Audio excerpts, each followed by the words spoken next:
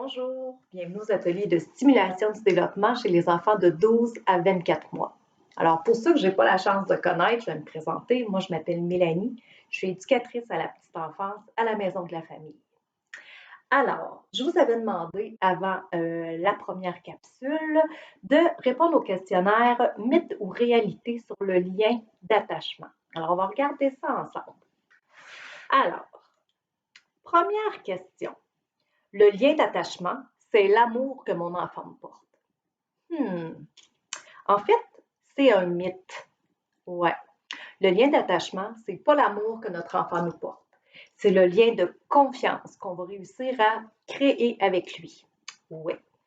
Puis ce lien-là, en fait, la qualité de ce lien-là, c'est ce qui va permettre à l'enfant plus tard de développer un lien de confiance aussi avec les autres adultes qui vont prendre soin de lui. Donc, son éducatrice à la garderie, son enseignante, ses coachs, etc. Alors, à la deuxième question. Il faut certaines connaissances pour permettre à un enfant d'avoir un lien d'attachement sécure. Alors, ça aussi, c'est un mythe. Oui. En fait, la meilleure façon pour développer un lien d'attachement de qualité avec notre enfant, c'est de répondre à ses besoins. Ouais. Même quand il pleure beaucoup, il faut répondre quand même.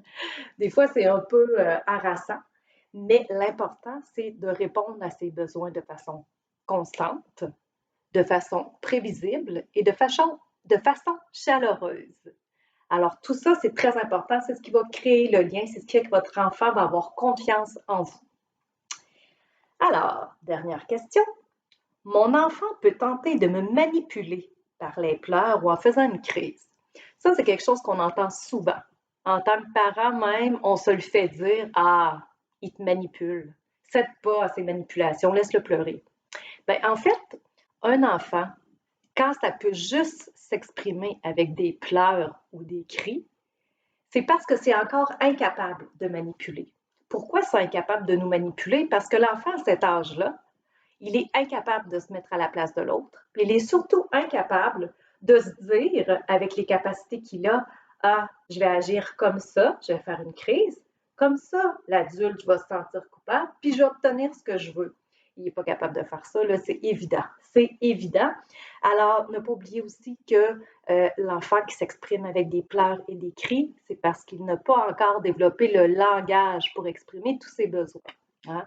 Donc, entre 12 et 24 mois, ça va encore arriver souvent qu'il va s'exprimer de cette façon-là. Alors, j'espère qu'on a démystifié les faits de la réalité parce qu'on entend plein de choses sur le lien d'attachement. Je vous inviterai à aller maintenant à la prochaine page dans votre cahier où je vais vous expliquer la vraie définition, en fait, littéraire du lien d'attachement. Alors là, je vais la lire parce que malheureusement, je ne la connais pas par cœur. Alors, la littérature nous dit que l'attachement, c'est un lien d'affection intense qui se développe entre l'enfant et ses parents et qui lui permet de se sentir aimé, en confiance et en sécurité. C'est une belle définition. En fait, on nous dit aussi que le lien d'attachement, en fait, la qualité du lien d'attachement qu'on développe avec notre enfant va avoir un impact sur son futur. En fait, ça va impacter le développement de son cerveau. Donc, les connexions qui vont se faire dans son cerveau sont liées au lien d'attachement concret, au lien de confiance. Ça va aussi un petit peu jouer sur ses réactions face aux expériences de la vie, sa façon de réagir. Est-ce qu'il va être un enfant qui va craindre, qui n'aura pas confiance, qui va être méfiant? Ça peut tout jouer là-dessus. Et aussi, ça va jouer sur ses attentes et ses comportements dans ses relations futures. Alors, on voit que c'est quand même très important. Sur cette page-là, il y a aussi un adage qui dit que les racines viennent avant les ailes. En fait, ce qu'on nous dit, c'est l'enfant apprend par les réponses qu'il reçoit s'il peut compter ou ne pas compter sur son parent pour se sentir en confiance et explorer son environnement. Donc, un enfant qui a un bon lien d'attachement, c'est un enfant qui va explorer son environnement, ce qui est super important pour son développement, surtout jusqu'à 2-3 ans. Plus tard dans la vie, on l'a vu, il y a encore des impacts, là, mais Votre enfant, si vous voulez qu'il soit capable d'explorer son environnement, de faire des tentatives, d'essayer des nouvelles choses, c'est très, très important qu'il y ait un bon lien d'attachement avec vous. Alors maintenant, on va continuer dans le cahier. Vous avez un petit tableau. Un tableau qui s'intitule « Le développement et l'attachement est vécu de manière continue et progressive et voici les phases que l'enfant traverse. » Ouais. En fait, on va voir comment il se développe ce lien-là. Hein? Il y a des phases. Alors, entre 0 et 6 mois, on va parler de la phase du pré-attachement. Alors, c'est les tout débuts, c'est les petits liens qui vont se former avec vous puis votre poupon. Alors, ce qui est important, encore là, c'est de répondre à ses besoins, donc à ses pleurs et ses cris. Ces pleurs et ces cris peuvent exprimer différents besoins. La faim, la soif, l'inconfort, le besoin d'être rassuré. C'est important d'y répondre. Ça ne veut pas dire de toujours tout faire. Si vous avez vérifié qu'il n'était pas trempé, donc si la couche n'est pas souillée, s'il n'a pas faim, s'il n'a pas froid, s'il n'a pas soif, il est peut-être juste ennuyé aussi, peut-être qu'il s'ennuie, qu'il a besoin de contact, peut-être qu'il a juste besoin d'être contre vous. C'est important de répondre à ces besoins-là aussi. Ensuite, vers 6 et 12 mois, c'est la phase de l'attachement définitif. Ça veut dire que là, les bases ont été mises, le lien va terminer de se créer. Là, tout ce qu'on peut faire à partir de là, c'est l'améliorer, mais là, il va terminer de se former. Alors, on va dire que le lien avec la figure d'attachement est formé. Pour lui, la figure d'attachement, bon, c'est souvent la maman, ça peut être le papa aussi, ça peut être les deux, mais le lien avec la figure d'attachement, il est formé. Pour lui, cette personne-là va représenter la sécurité. Donc, ça se peut très bien que si vous laissez votre enfant à son éducatrice à la garderie, ben ça se peut qu'il pleure. Parce que de ne pas voir sa figure d'attachement, d'en être séparé, pour lui, là, c'est beaucoup. Donc, il va pleurer parce qu'il va toujours rechercher le réconfort avec sa figure d'attachement. Entre 12 et 24 mois. Alors là, le lien, il est formé. Maintenant, on va parler du type de lien. Est-ce que le lien, il est bon ou il peut encore s'améliorer? Encore là, tout n'est pas joué. Là. On peut toujours améliorer ce lien-là. Alors, votre enfant, à cet âge-là, donc entre 12 et 24 mois, il va commencer à explorer, s'éloigner un petit peu de vous, mais il va souvent avoir besoin de garder un contact avec vous. Souvent, ça peut être juste un contact visuel, entendre votre voix, venir vous toucher. Il va peut-être juste venir s'agripper un petit temps, puis il va continuer à explorer, faire des expérimentations, découvrir son environnement. Et c'est là aussi qu'on va parler du cercle de sécurité, parce que c'est un effet boule de neige. En fait, le cercle de sécurité, c'est l'enfant exprime des besoins. Bon, je réponds à son besoin. Donc, l'enfant est confiant que je vais répondre à ses besoins, puis le lien va se renforcer. Plus le lien se renforce, plus l'enfant va exprimer ses besoins et plus il va être confiant que je vais répondre. Donc, c'est ça le cercle de sécurité. Avec le temps, votre enfant, entre 12 et 24 mois, il va devenir de plus en plus sécure aussi. Donc, il va réagir de moins en moins fortement avec la séparation de la figure d'attachement. Puis, il va moins la rechercher aussi. Ça, il va peut-être être plus des périodes où ça va être correct. Il peut peut-être juste vous chercher puis savoir que vous êtes dans une autre pièce, ça va être correct aussi. Sa sécurité, elle commence à être bien ancrée. Alors, dans le tableau, c'est sûr, on a tout ça bien expliqué en détail. Mais là, c'est beau, on a vu les phases de l'attachement. Bon, c'est comment ça se développe. Mais dans le concret, là, comment je peux faire pour le favoriser, le développement de ce lien-là?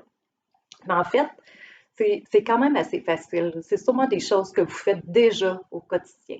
C'est dans les petits gestes là, de la vie quotidienne que ça va le mieux. Quand ils sont poupons, ben, quand ils pleurent, on répond à ses besoins naturellement. On peut aussi le mettre à notre hauteur, mettre le petit siège d'appoint sur la table pendant qu'on mange. En fait, juste garder un contact avec lui visuel. Parler. Parler à votre poupon. Des fois, c'est un peu bizarre, on ne sait pas trop quoi lui dire. On se dit, ben, je parle tout seul, il ne me répond pas. Mais de lui parler constamment, ça va amener qu'il va se sécuriser et peut-être même réussir à se calmer lorsqu'il pleure et qu'il est en crise, juste avec le son de votre voix. Donc, qu'est-ce qu'on peut lui dire? Ben, en fait, on peut lui dire n'importe quoi de ce qu'on est en train de faire. Hein? Maman est en train de préparer ton biberon. Oui, t'as faim. Ah, tu commences à être fatigué, hein? Oui, on va aller en poussette. Lui parler constamment, c'est un très bon moyen. Euh, quand il est un petit peu plus vieux, on va parler qu'il est bambin, donc entre 1 an et 2, 3 ans, ben, on peut se servir des moments de la vie où on donne les soins à l'enfant pour développer ce lien-là. Donc, exemple, quand il est dans le bain. Bon, ben, tu sais, quand il est dans le bain, ben, je peux le chatouiller, on peut jouer à tap, tap, tap dans l'eau, je peux m'amuser à lui lancer de l'eau avec mes doigts, s'il réagit bien normalement. Euh, et aussi au changement de couche. Hein, le chatouiller, lui remonter les pattes, le brasser juste un petit peu. Juste, vous allez voir si l'enfant aime ça, il va rire. Et quand il rit, c'est une des premières réponses qu'on a comme parents, qu'il y a une réciprocité, que le lien il est bien installé. Là. Ensuite, on peut jouer avec lui. Hein. Il y a des jeux très simples qu'on peut faire, des tours de blocs, des jeux d'encastrement. Les jeux d'encastrement, c'est comme ça, quand on doit placer une forme. Mon Dieu, jouer à coucou. Ça, les enfants adorent ça, hein? Coucou! Et puis aussi, ce qu'on peut faire, c'est des comptines. Et là, dans votre cahier, je vous en ai donné 2 exemples.